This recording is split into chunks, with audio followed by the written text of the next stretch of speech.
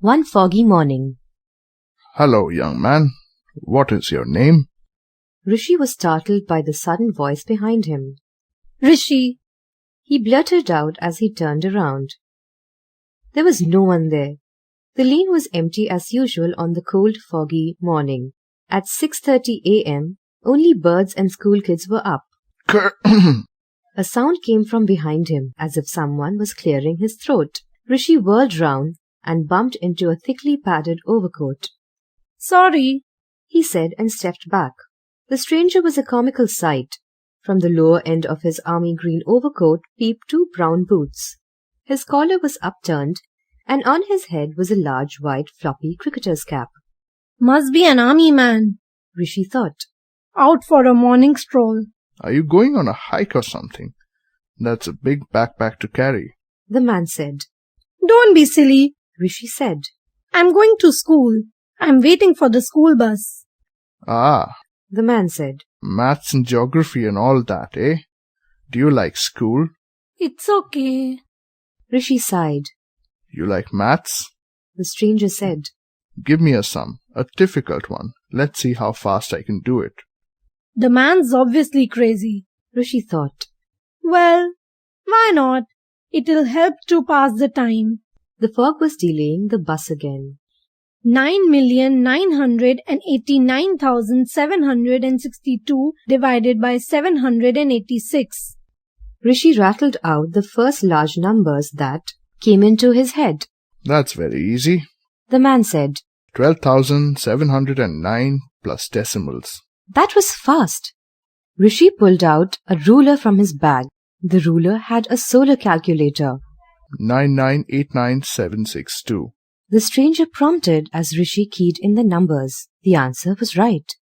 So what? Rishi said. Shakuntala Devi can do more difficult sums and faster than a computer. Who is he? Asked the man, startled. How long have you known him? Where is he from? Have you met him? The questions poured out. It's a she. Rishi said. Haven't you heard about her?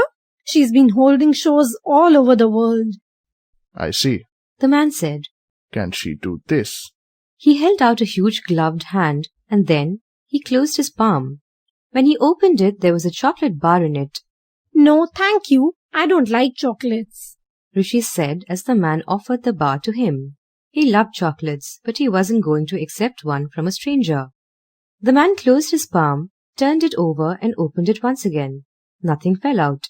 The chocolate had disappeared. That was a good trick. Are you a magician? Rishi asked. A magician? Oh no. Anyone can do it where I come from. The man said. He held out his hand again, closed the palm and opened it.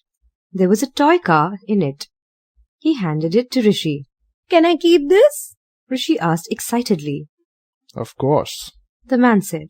Is that why your overcoat is so filled out? Rishi asked. Do you hide lots of things there? Hide? The man looked puzzled. Oh, I see. You think I'm producing these things from my coat pockets. You are wrong. But let it be. Rishi stood playing with the car. Suddenly it slipped from his hands and fell at his feet. Wait. The man said, as Rishi bent to pick it up. The man's right arm and the sleeve of the coat lengthened. Longer and longer it grew until the fingers reached the ground. The hand closed on the car and retreated upwards. There. He said. How did you do that? Rishi asked. I have never seen a trick like that before. You still think I'm playing tricks? Give me the car for a moment, will you? He asked. Rishi handed it over. The man's arm extended again right up to the middle of the road. He put the car down. Now watch. The man said. As Rishi watched, the silver-grey toy made the sound of an engine starting up. Slowly it began to move forward. The car screeched as it went round a pebble. When it had travelled a few feet, it made a sharp about-turn on two wheels and sped back towards Rishi. You are a very good ventriloquist, Rishi said admiringly as he picked up the car and put it into his bag. Those car's noises really sounded like they were coming from the car. I'm not a ventriloquist. The man said and threw up his arms. Rishi felt sorry for him. After all, the poor man was trying to entertain him and for free. Are all boys like you? The man said at last. Meaning smart? Rishi said. Oh no, I'm not good at studies, but I read lots of books. The man was quiet. He seemed upset. Just then the bus arrived. It turned into the lane and stopped in front of them.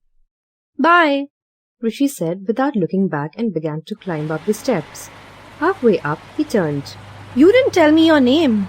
He shouted above the noise of the bus and the kids. But there was no one in the lane. It was as empty as it had been at 6:25 a.m. when he had stepped out of his house. He opened his bag and put a hand inside. The car was still there.